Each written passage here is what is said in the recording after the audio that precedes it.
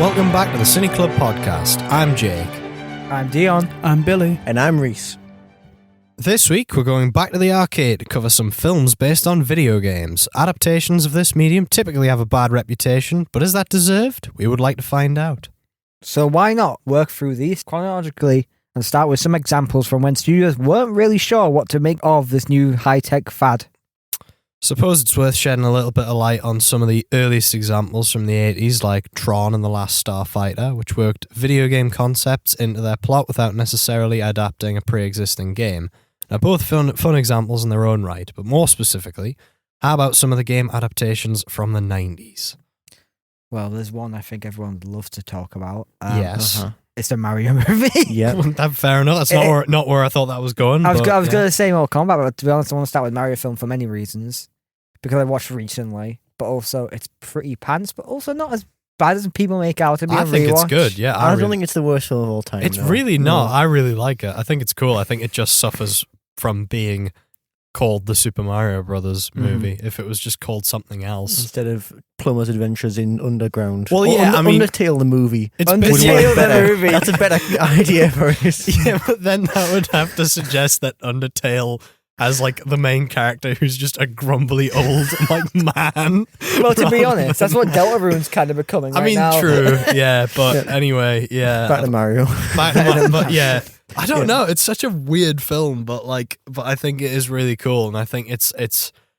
I mean, even in the sense of it being a Mario film, like I know you could tell they were really trying. Like they do have all of the names. It's and they Blade Runner, but with Mario. Yeah, basically. Yeah. I mean, it is that weird dystopian sort of future reality thing, but also underground in parallel.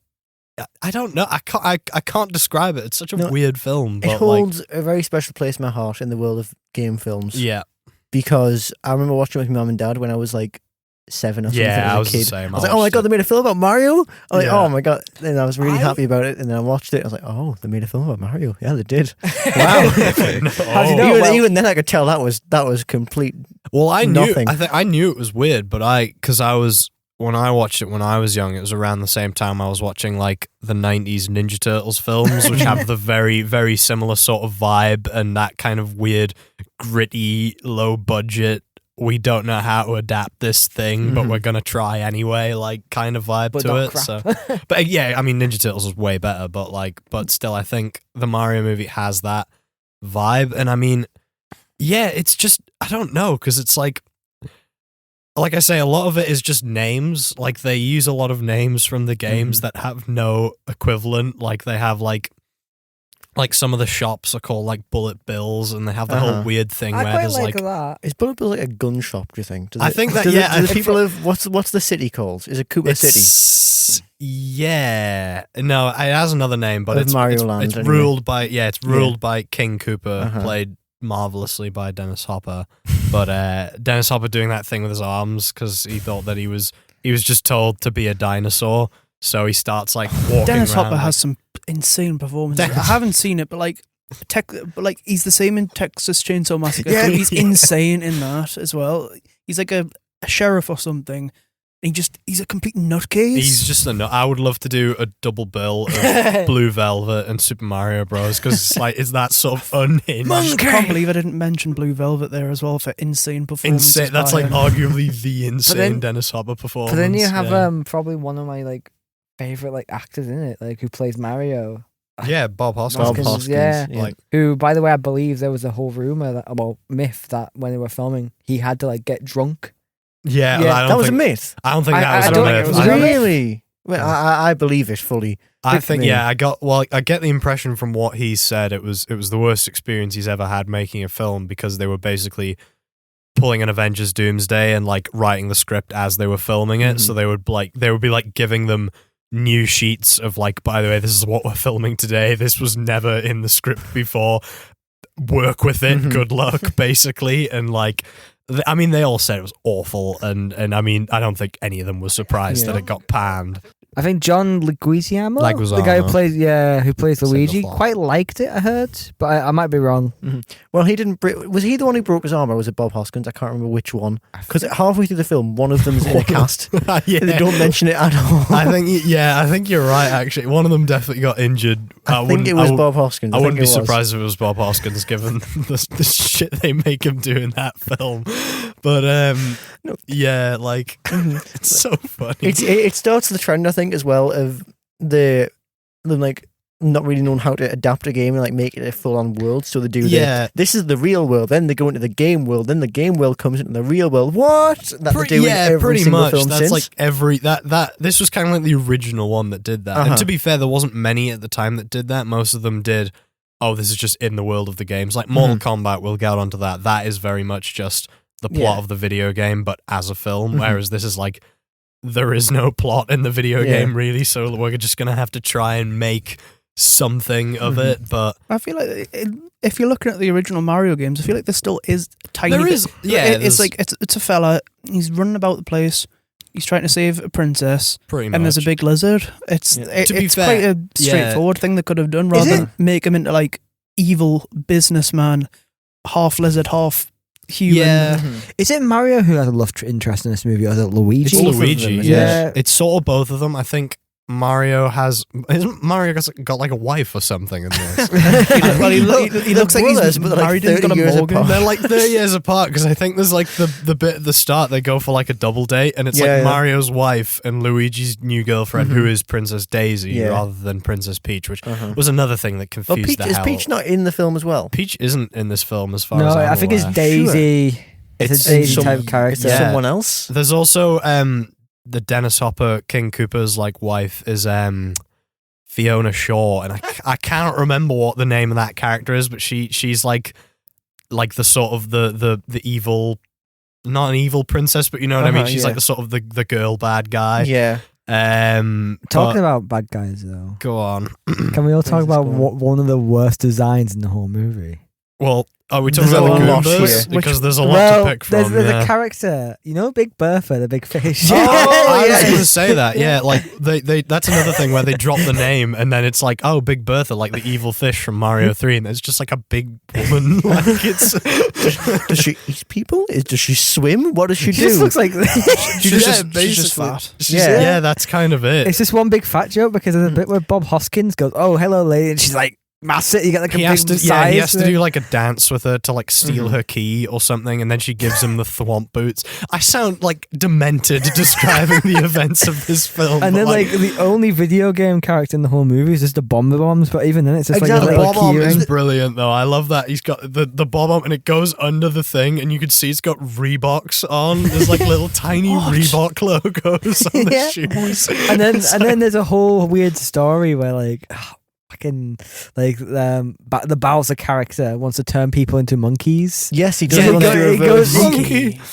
goes to the real world and he just turns like, I believe is it the president or something like that? It's the mayor or the president. It's like an important person. I haven't seen many of these older video game adaptations, but it just seems to be a common thread that they're a bit insane and play fast and loose with Mario's with what it is. Mario's definitely the biggest culprit of that though, because 100%, Mortal Kombat, Street Fighter, they're all fighting games. They've all got real people in who speak and have voice lines sometimes. Totally, yeah. And sometimes there is a plot around it. There's like fighting tournament. Anyone can get behind a good tournament movie, right? Well, that's the thing with Mortal Kombat. Tekken.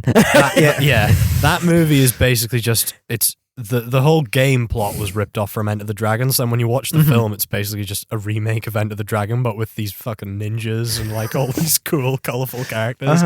I'll get onto that because I do love that movie. But anyway, exactly. It's that concept, but exactly tournament movies. They're done and done. Yeah, everyone's seen one. Everyone's seen Enter the Dragon. Simple, yeah. So it's just that, but with like fireballs and shit instead of just regular martial arts. Instead of Bruce Lee, and basically. like dragging people backwards on ropes a lot. Boo, yeah, no Bruce Lee, that's sad. But yeah, I mean, the Mario movie is just, I just think it's cool because there's just nothing else like it. And I mean, like you say, the fact it looks like Blade Runner, that is entirely true because it was the same production design. Like it was literally the same guy that's why it has such a cool visual style, and it looks way cooler than it has any right to. It doesn't look cool when you picture what a Mario movie would look like. You wouldn't think, this kind of you know, exactly like what that movie looks like. But there's like, but I mean, I think I've mentioned it before, but like the little details, like the fact that in this alternate reality, because like the dinosaurs still exist, there's no such thing as fossil fuels. So all the cars run on like electricity, and they have like dodgem lines connecting, and it's like it's such a good concept. It's such a great idea, it's and just wasted. If it came out as a standalone thing and it was called like Adventures in the Underground or whatever, something like that, then it would be a cult classic to this day. Oh, 100%. Yeah, it's so weird, but would have been my CineClub pick. Still can be. It still can be. Still can be. Dion. I would watch it. I don't really want to pick. I do want to watch it again because I rewatched it for the first time since I watched it, you know, as a kid, like last year or something, and I really did think, oh, I'm gonna hate this when I go back to it, but I really liked it because it's just so weird and different, and yeah. Right. Okay. Mortal Kombat. What do you think? I think it's the greatest video game movie of all time.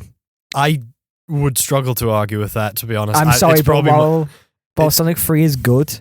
Yeah, Mortal Kombat on rewatch might be the funniest film I've seen. It's not even that. It's so good. Like, it's not even that good either. It's just so like ridiculously perfect for what Mortal Kombat was at that time, where it was like, I know it's like it's the whole thing now about like hype moments and aura, like and how stupid that is. But this movie really does that before that was even a thing. Like, it's so cool. It's also 30 years old. It is, yeah. Is it? Happy 30th anniversary. Yeah, it was the 30th anniversary. So, the movie. What era was Mortal Kombat in when this film came out? This was when Mortal Kombat 2 or 3 was going out. Okay, so we're still cardboard cutout people fighting each other. Exactly that, yeah. So pretty much the film took ideas from the first game. It's effectively the plot of the first game with Shang Tsung. With a few bits and pieces from Kombat 2. I can't really remember. Was Reptile in Mortal Kombat? Reptile was in Mortal Kombat 2. That was 2, he was I a think. regular dude. But he was, exactly. No, it wasn't a regular dude in this. In the movie. In the movie. They made him a very bad CGI monster, and it's the worst CGI you could ever see, but I love it. I think that's probably my favorite part of the whole movie, because they have the whole thing where he's like, watch them for me, Reptile, and there's like this terrible CGI lizard thing running around, and then it like follows them all the way through the movie, and you see it, and you're like, all right, that'll lead to something. You forget about it. And then it like comes out of the wall, and Liu Kang's there, and then it turns back into like a human fighter. And I mean, it's so stupid. So he's like a werewolf then. Effectively, he then turns into Reptile, like the Reptile ninja, the man, Reptile the man, and then they have that awesome fight scene where like Liu Kang's kicking him through walls and everything. And anyway, but yeah, there's like that's basically it. This movie lives or dies by its fight scenes. The action scenes I think are really good because I believe the person who played, I believe not Shang Tsung but Liu Kang. Liu Kang. I believe he was Robin proper Shu martial artist who's done films after this. But he was probably my favorite part of the whole movie. He's awesome, he's like really cool. Which but like, I believe, I know off topic a bit, but both Shang Tsung and Liu Kang's actors were in the Tekken movie because they were that good. All right. But they got scouted in Mortal Kombat. But that's the thing, you get a bit of a mix because you get those two who are like proper martial artists. And then you get the Johnny Cage guy, who I forget what the actor's called. Or is he famous? I don't think he's been in anything else, but That's interesting. He's really cast good. Someone famous as Johnny Cage, I would do that. And now. The guy who plays Kano, by the way, was actually lied about his accent. Oh, did he? Yeah, he lied. He said he was Australian, but he was actually British. Oh, God. But he lied, and it caused a whole controversy. But was this the first time that Kano had the Australian accent? Yeah, he didn't even have an accent at all. They didn't know what. I thought that they just invented that whole trait for this movie. But anyway, my only problem with not my only. There's no problems. There are very few problems, but the one that everybody says should have happened, which they try to fix in the new one, is at no point do Scorpion and Sub-Zero fight each other. They basically do the whole thing where it's like, oh, these are like the bad guys, and then they do like one fight scene with the hero per bad guy, which takes up like the middle, so pretty much the second act of the film. And that's just the format of the game, essentially. Exactly, but I think that works. That's how they adapt it. That's exactly what the game is like. The only big cast in the film, I know. The only big cast in this film is Christopher Lambert. Oh God, Christoph! Yeah, which I'm sorry, but I think it's my favorite part just because of the dialogue he does. I don't understand why he thought it would be a good idea to do the sort of weird gremlin voice for Raiden, because at no point was that like a thing. I mean, I know it's just kind of the way he talks, but like, He's so weird in this movie. He's normally weird, but he's he's especially weird in this film. Compared to what the video game version sounds like, I'm very sad they didn't just do that with him. Because I don't really know why he doesn't really have the hat. Does he have the hat? He does get the hat. He does get the hat eventually. Does he do the thing? Like the flying thing, yeah. Does he do that? A tiny bit. He's very much. He's not really in the film as much. He doesn't do it like the game where he where it like scrolls the screen for you and he like flies towards you. In the film, he's just it's kind of funny because they do outright call him out at the end. But like, he's calling just out, what's he done? Nothing. That's exactly the problem. They kind of go. He brings them all there to basically do his bidding. He like says, "By the way, you guys are good fighters. Can you fix this world-ending problem? That's gonna be a pain for me." And then like they kind of go at the end where it's like, "Oh, did you think we could do it?" And he goes, "Ha ha ha." Yeah, no. He's basically like, "No, I thought you were all gonna die," and they're all just like, "Oh, brilliant! Cheers, Raiden, arsehole." And then at the end, you have the Shao Kahn like just because then shows up. Shao Kahn comes out of the sky, and it, like I say, it's just the video game. Basically. And there was no sequel after that. Yeah, and then we forget about what happened after. Oh, Annihilation's so bad. I've never seen Annihilation, but yeah, Mortal Kombat. They kill off Johnny Cage after in the first 5 minutes. So stupid. But I do think the first film is guilty pleasure. Yes, it's not exactly high art, but I think the fact that it's so high energy, it's so 90s. The music's really good if you like that kind of music, like I do, and it's just dumb fun, and I love it. I've rewatched it a few times, and it's always very entertaining. As is Street Fighter the movie. There we go, starring Jean-Claude Van Damme. It was a Tuesday. It was which is another one. I think this one's less good because it's also trying to adapt the video game, but unlike Mortal Kombat, I forgot his name. Ghoulie? The one who played Jean-Claude Van Damme. Ghoulie. Guile, sorry. Ghoulie. To be honest, that's how he bloody acts. He's not even like he acts like a ghoulie. What are you talking about? Dion, explain yourself, please. He's the main character in it, and he's the most boring main character. He's awful. He's so bad in this movie, But yeah, I think the problem is, unlike Mortal Kombat, where they knew what it was and they just try to adapt it without trying to make it anything flashy, this film, effectively, they sort of were like, oh, Street Fighter, we can't just have a load of street fights. That would be boring. So then they kind of like make this like weird fictional war happen. It's like the Superman. It's like Superman. It's exactly the like makeup countries to make up countries to make them fight. Basically, so they have the whole Shadaloo versus I can't remember who. So it's so stupid. They also get like famous. It's probably the most like famous actor-y film. Like because there's so many people. There's a lot of people in it who were probably really famous at the time, but aren't that famous now. The only ones that are still kind of household names Ming-Na Wen's big. Ming-Na Wen, because she is in that Boba Fett TV show and quite a few different things. She's really cool in this film as Chun-Li. Jean-Claude Van Damme as Guile. Raul Julia, who by the way, who passed away, but absolutely steals the show in this. He's so good in this film, and it's ridiculous because he was like literally dying of cancer when he made. Didn't this he want film. to make it the best for his kids? And that's he's exactly why he did it. Yeah, and then you have an Australian actress playing a British character, Kylie Minogue. Get fucking Kylie Minogue. She's not even an actress though. She's just Kylie Minogue. Well, the she singer. wasn't an actress here because remember she became popular. She was on Neighbours and stuff. Yeah, but you wouldn't watch Neighbours and go, dude, she'd be so good in that Street Fighter movie. She was pretty alright in the film, even if I do. She's fine. Even if I do find it weird that they didn't get a British actress to play Cammy, which she's Australian, which it doesn't really do anything in the film. From what I can remember, anyway. The only ones who do really like anything is pretty much M. Bison. Yeah, Bison is the coolest. And to be fair, like I say, they don't really try to adapt it too much, but that final fight scene when it's Guile versus Bison in like his lair, they like do the moves from the game in live action, and normally it would look really stupid, but it actually looks really good in this particular film, and so that part's great. But the issue is around that fight, there's like all of these like guys running in with guns, and there's like boat fights and like car chases, and it's like, why is this in a Street Fighter movie? But I do always like it when in these like fictional universes, the average guy has a gun, but then the main characters all have like melee weapons and swords, and they're just they're that good at sword that they beat gun. You know, exactly that. They don't need guns. I like that concept, but when you're having a Street Fighter movie, you want as few nameless soldiers as you can. That's it. You don't need those nameless soldiers. I don't care about the war really. There's another character I really like, Zangief.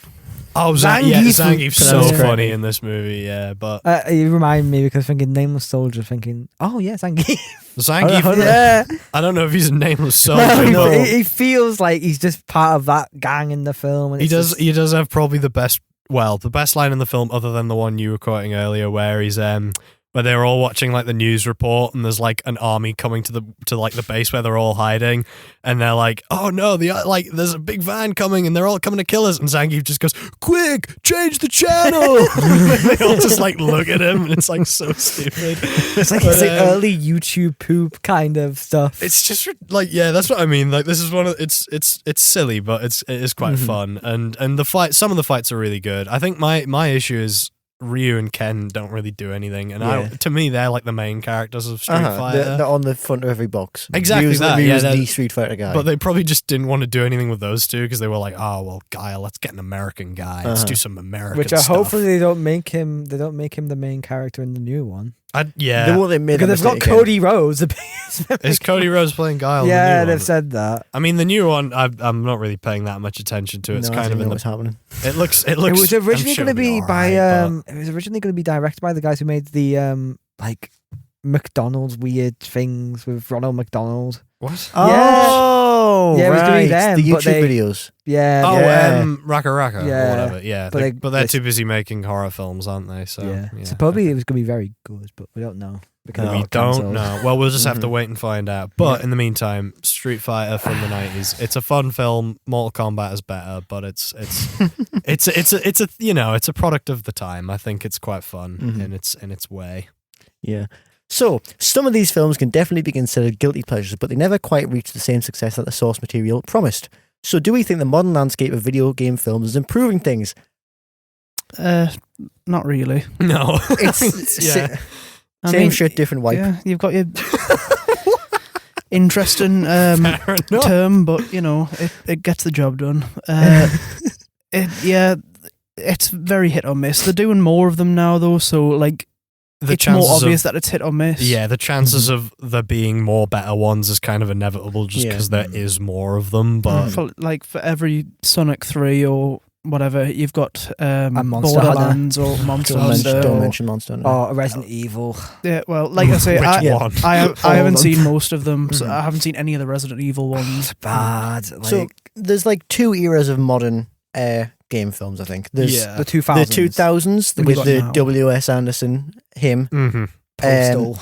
Yep. The Mortal Kombat guy. The Mortal Kombat. He did Mortal Kombat as well. He did. Of course, he did. Why do people keep handing the games out to him? It's so frustrating. I guess he must have just. I think because the Mortal Kombat made like loads of money, so they probably just thought, let's just give them all. It's always the Japanese companies as well that give the films to him. Yeah, that's true. That's true. Because Minecraft wasn't his. Thankfully, I can only begin to imagine how good a Paul W.S. Anderson version of the Minecraft they had the Minecraft movie. Coming in the real world thing again. But so there's that era, and then you had the resurgence with Sonic, and then everything since then. Would you say Sonic was the one who started the resurgence?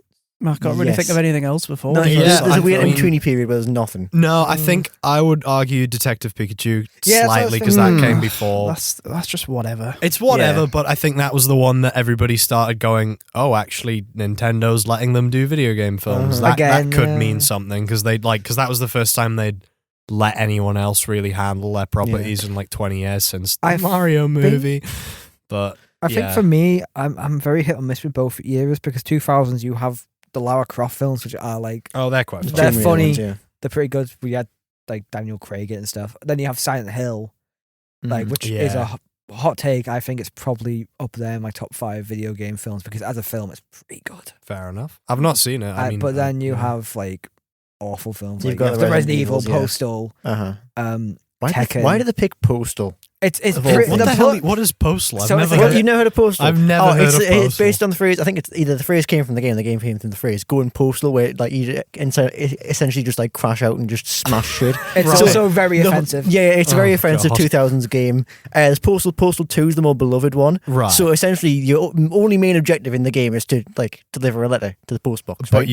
you have a massive lose your sandbox rag. where you can do no, you don't even have to. You can just you can just do it normally. But there's so much stuff you can do in the game. Like you can like just piss on people. You can kill people. You can do like all the insane sandbox stuff you can do. Like, so it's an experiment in, like the restraint of the player, because you could finish the game in like 2 seconds. But there's so most many people would choose not to. Exactly. And just go Like insane. Uwe Boll, like, and they adapted that into Uwe a Boll film? was the one who directed Why? it. Like it was after he did the House of the Dead film and the House. the House of the Dead I film. completely forgot that was So a thing the as only well, thing I like- remember about that is there's a bit where they're attacking the zombies. It would just cut to the video game. Yes, Yeah, there is. Yes, seriously. yeah. Are you? Oh my god! Wow. How did I not know about It's this? like it was made of like 2 pence butchers. That's by far the worst of It's them. probably had a like lower budget than the video game. It did did. as well. And then like in the 2010s, you had like Hitman, Agent 47. Hitman was a thing, wasn't it? Yeah. I think that was well, I haven't seen it, but I the can't reception around it believe seems okay. that- like it blows my mind first one's sometimes good. when I Google and I realize just how many video game films there actually are that you don't even know. or Because I if you're not in the didn't loop know around the existed. game, if you're not in the fandom, it just goes You straight got over. Need for Speed, Well, the that's it. movie. Oh, I remember that with Aaron Paul. Yeah. Yes. yeah, Aaron Paul that was in kind of that. sucked, but I remember that, and I mean, I've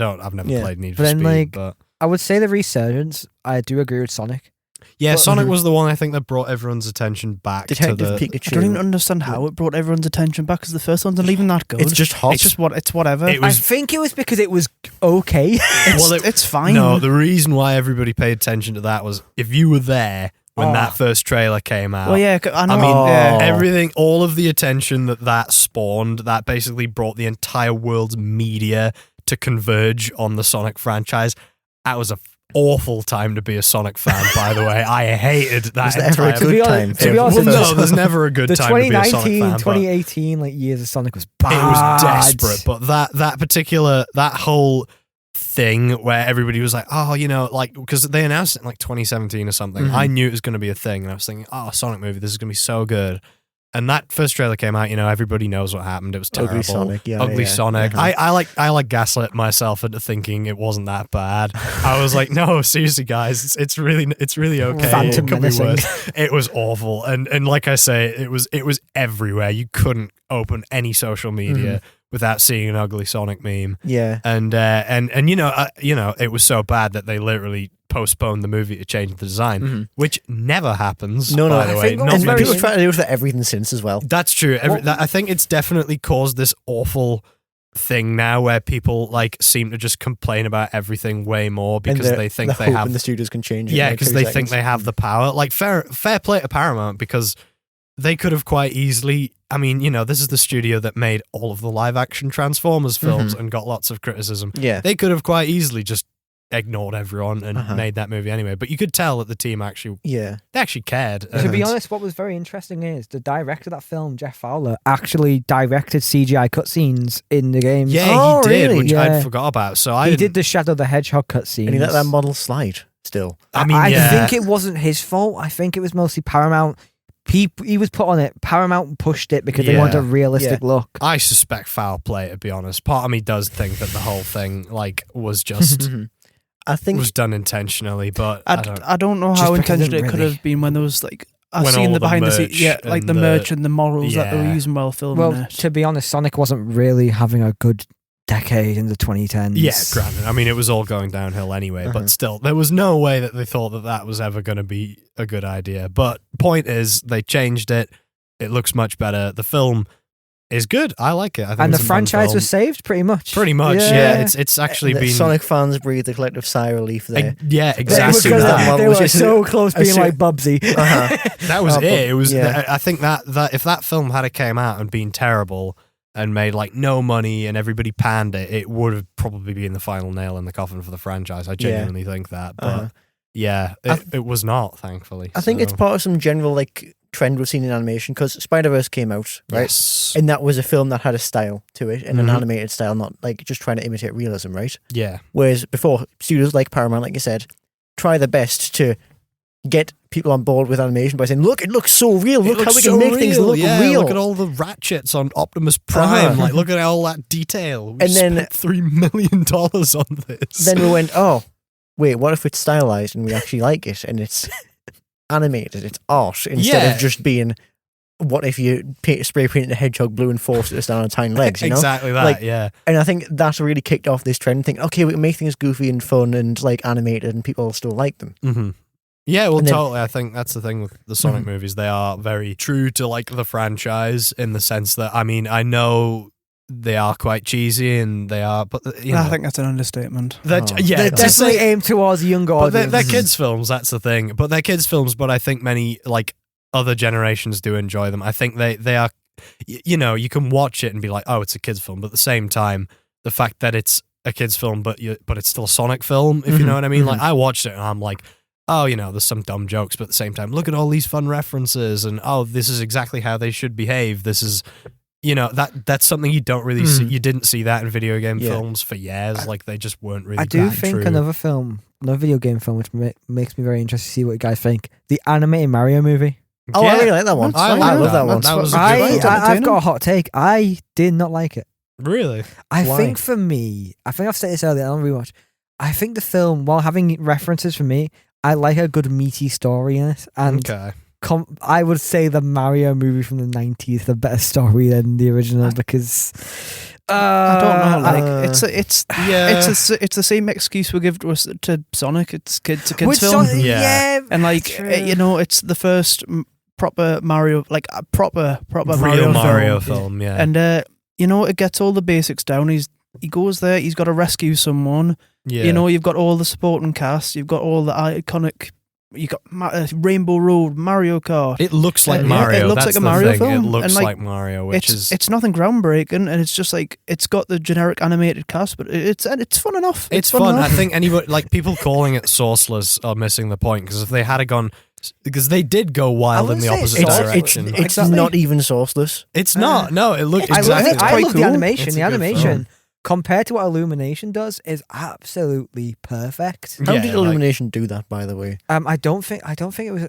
They are quite a good studio. It's just everybody associates. It's similar to Blue Sky. They make a minion instead of Blue Sky. Exactly that. They're talented with animation. It's just most of the time they make pretty terrible films. That's true. Yeah. So like, you know, the first Despicable Me was quite good. The first two, to be fair, I quite like the first two. The second one, Minions is whatever, and then the rest of them are just a bit rubbish. But like, you know, Mario's good, and that's probably because of Nintendo having such a massive hand in. They put a gun behind their heads to the point where it's like on the poster, it's Illumination and Nintendo. Yeah, it's like they were totally involved, which is cool. You know, I like the fact that they're not scared of doing it, but at the same time they're not too relaxed where they'll let them do whatever, and I feel like that's why I have a smidgen of confidence that this live action Zelda film might be I was good. just thinking the same. It's by Sony, so we'll see. We'll see, but it doesn't really matter what studio it's by, because if Nintendo have got their hand in it, they're not gonna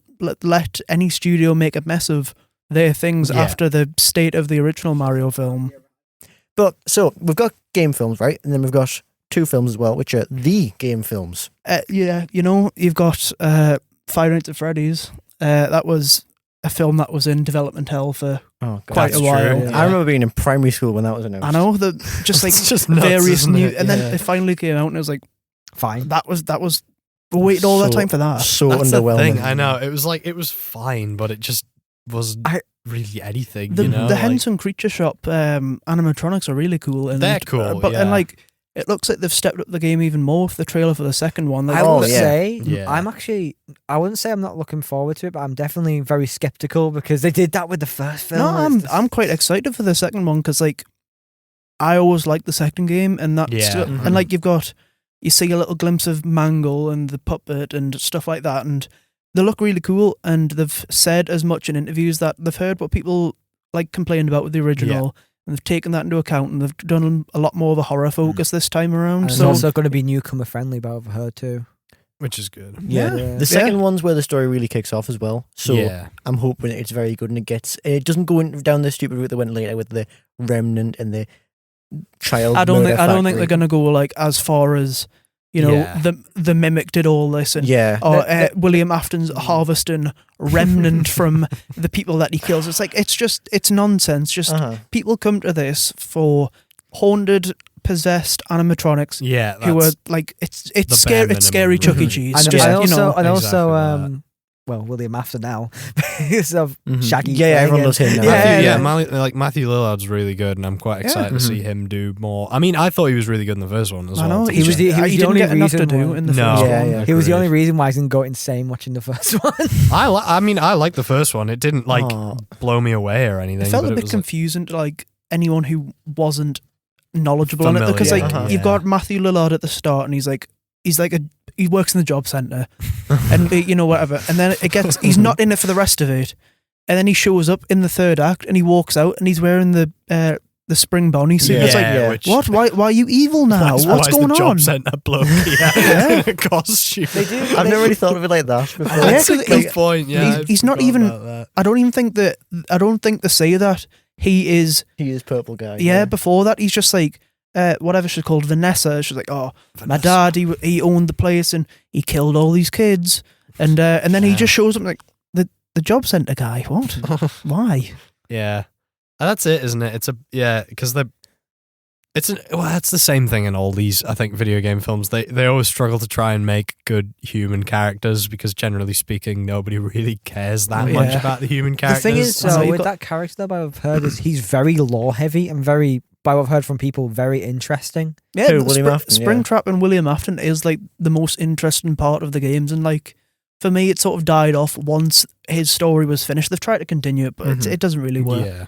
But like you say with the human characters, people come to these for the video game stuff, not for these human characters invented for Josh Hutcherson, not for struggling to hold a job and keep custody of his daughter or whatever. Mike in the games is not the same as Mike in the films, and it's the same with Vanessa. It's like a completely. Yeah. It's like how were they characters in the games? They were really. Oh my God. I think Vanessa was Vanessa's the security guard still, but that's in like a much later game. And Mike is William Afton's son in the games. Oh, Isn't he the one who gets? He's the one who gets. But I'm not going to go into a full Five Nights at Freddy's lore thing and get. I'll tell you later. But anyway, it's just he's like. William Afton's son in the games. Vanessa's like completely unrelated. She gets possessed by like William Afton or whatever. Does anybody not get possessed in these games? Why is everybody getting bloody possessed? But then in the films, they're just sort of generic characters. They might expand on them, they might not. Well, it's the same with Minecraft. You've got like all these generic characters that nobody cares about. Like, who cares about Dawn and whatever she's got? Emma Myers' character. Like, so they don't. Boring. Nothing happens with them. The little kid, he was annoying. Oh, I hated him. The only tolerable human character in that, aside from Steve, is what's he got? Garrett the garbage man. He's just hamming it up to unbelievable levels, and it just makes it entertaining. This is my whole problem with the Minecraft movie, because I know you kind of liked it. I fucking hated it. I didn't like it. I thought it was terrible. It is terrible, but I was entertained. It was, but it was entertaining when you're watching it with the audience, but when you're watching it by yourself, if I watched it at home with no one around, it would literally be like torture. I'd be on my phone. I'd be on my phone, But I was sat in just sheer disbelief. Like, I was sat there, and it gets onto I was already laughing before the film even started, but like. A cube wolf's walking around the human world. Like, what is going on? You threw a cracker with that one bit, didn't you? Yeah. The flying bit. Well, yeah, because he flies in on the jetpack. Man sandwich. But then, even before that, it's just like he walks to school and it's called Chugless. I was going to say that. This is what I mean. This is what part of the reason why I hate it so much was because in these films, they usually have like the normal world, and then they go to the like weird video game world. It was already weird before weird stuff happens, but it was already far too weird before they got to the factory again? It's like just a massive potato thing. It's like a potato factory. Chugless Chip or whatever he's called. The like mascot bloke who and the kid like launches a fucking missile at him and blows the factory up. Minecraft the war criminal square dog that no one mentions in the whole town. Surely that's like an urban legend or something, right? I know. The square dog. Jennifer Coolidge over a villager. It's no question at all. And the villager's Matt Berry as well. This is what I mean. Like, it's just everything about it. It was too weird for its own good, because it was like once they got to the Minecraft world, I was like, oh my god, thank Christ, it's like something slightly. The Napoleon Dynamite it too hard. Yeah, exactly that. It was like they were trying too hard to make it strange, and like you know, it just means when they get to that transition, it's not weird anymore. It's like, oh, this is like finally everything's normal. Finally everything's back to normal, and then fucking Jack Black shows up, and you're like, oh man, and then it's back to being weird. There's that one horrifying bit, like it goes so strange on the effects. They start eating the sheep. Start ripping the sheep apart. What? Yeah, well, it's when the first turns it out, and the zombies, there's like a sheep, and they're ripping it apart. And it's like squealing. What is this? It's a kid's film. It's the zombies actually kind of scared me, you know, because of how human they look. The human, they got like massive. The square. They've got human bodies and they're animated really, really well, right? But they've got massive They're square green and they're heads. square. And it just I looks think so I kind real. of know like, what you mean. They like move They've more got human arms and legs, right? No, they don't. They're They do. square. No, the heads are square. They've got hands. They do have, yeah, they There's do always have a like hand. they do have like hands, which they never had in the Uh-huh. video. They don't have like the spatula solid hands. And then, that they then do you have in the creepers, which, by the way, Oh, the creeper was barely in it. yeah, creepy. I mean, there's like that one bit in the cave, but like this is what I was saying. I sat and watched it with Brooke, and there was one point where I couldn't take it anymore because like every single line was said like it was just like fucking noise, like every line of dialogue. Well, did you not have the was like- funny audience? I had the funny audience, so yeah, so I'm catching popcorn to the back of their head. Jason Momoa and Jack Black like man sandwich. It was just like it was like an assault on the senses. It was like my head was battered, and I couldn't do it. So there was I can't even remember what the dialogue was, but there's like one bit. There's like a bit where they're like going to a cave of diamonds, and he's like, oh man, go, tell me your problems, go, man. It's just like stop making noise. Jack Black, he didn't change the tone of his voice throughout the whole film. I really like his performance, and him and Jason Momoa had a whole thing going on. They were in on that. No one else was in on that. Yeah, they were in on that, and the fact that they have this weird gay bromance thing is like kind of That's really, that's the that's best like the part most of the film. entertaining part of the whole film. But then you still have these like fucking fostered children who are meant to be the main characters. This alpaca lady who I don't get the it. girl What? from Peacemaker, pretty much. It's so strange. I wouldn't say Everything pretty about much it is the girl from Yeah. Peacemaker. Yeah. She doesn't have enough of a personality to distinguish her from that character in Peacemaker, so that's what she is. It Yeah. was just, I hated it. I'm sorry. It was so stupid. But I mean, I'm entertained by the thought of it, and discussing it is quite fun. But like, and you know, like I say, the experience of seeing it in the cinema with everybody clapping and going completely berserk.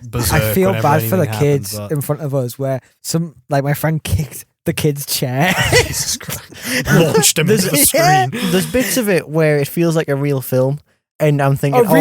I would have Yeah. loved that. I would have loved that if I was a kid. I would have like been head over heels with this film. I would have watched it every day. I don't, but like, driven me mum and dad crazy. I don't even think I would have liked it if I was a kid, because I think it would have been. It's one of those films where like it feels like it would have been an awesome like straight to DVD animated That's film. the vibe it like gives, you know, yeah. like those like Bionicle films, Yeah. or like that kind of thing. Like where, flowers and it's stuff. exactly, like it's got that kind of plot and that kind of concept, but it's got these A-list actors.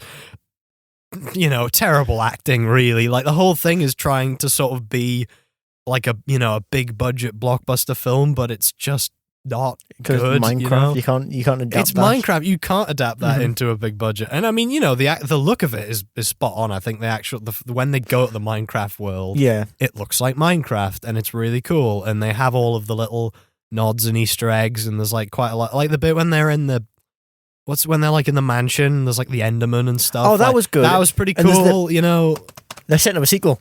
The heroine reference. are they? Yes. Rhys, they're not adapting Herobrine for a sequel. He was never real. I think They've nodded to it. it was Anyway. it was a They've nodded to reference. it. They've nodded to it. But yeah, I'm really happy about that. Anyway, the only video game movie I think I disliked seeing in the cinema more was Borderlands. That was desperate. You know my reaction to that. but Your Borderlands- letterboxd review of Borderlands is genuinely one of the funniest things I've ever read. I was so I have so to say. done. I was legitimately in McDonald's. It was more because entertaining I was than the pissed. film itself. I wish I'd just read that review and stayed away, but I didn't. It was because I'm such like a big fan of the Borderlands lore up until 3. okay. Because 3's terrible, but like the movie for me felt like a bastardization of everything I love. Bastardization. It is. Bastardization. It is like so bad because it just throws so much everything at it. It was really bad because I can't do this episode anymore.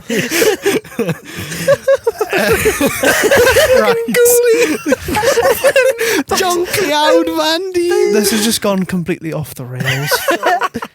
Well, I think that's all the high scoring we have time for. What are your favourite video game films? Let us know at cineclub.podcast@sparksunderland.com. Or you can contact us at the CineClub Podcast _Spark on Instagram, at the.cineclub.podcast on TikTok, or the CineClub Podcast on Facebook. Another way to keep up to date on all the latest CineClub developments. As always, this episode was recorded and produced by us, the Sunderland University students, as well as being edited by Emily Main. Special thanks to Steve Cannon, Barbara Sadler, and Richard Berry. A reminder that our 4 arcade dwellers this week have consisted of me, Billy, me, Rhys, me, Dion, and me, Jake. This has been a CineClub production for Spark. Thanks for listening.